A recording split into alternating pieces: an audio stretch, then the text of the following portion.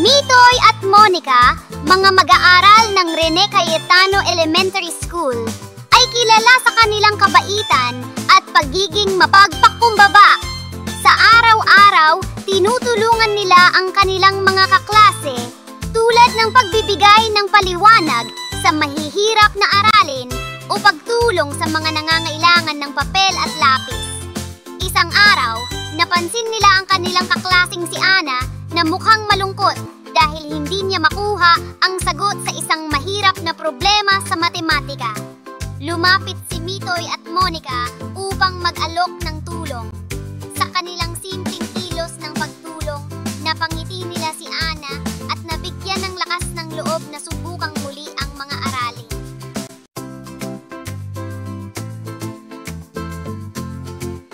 Ang kababaang loob na kanilang ipinakita ay tanda ng kanilang malalim na pananampalataya. Natutunan nila mula sa kanilang mga magulang at guro na ang pagiging mapagpakumbaba ay isang paraan ng pagpapakita ng pagmamahal sa Diyos at kapwa. Ipinaliwanag ni Monica na sa pamamagitan ng pagtulong na ipapakita natin ang tunay na diwa ng pananampalataya, ang pagkakaroon ng malasakit at pagmamalasakit sa iba. Sa ganitong paraan, nagiging inspirasyon sina Mitoy at Monica hindi lamang sa kanilang mga kaklase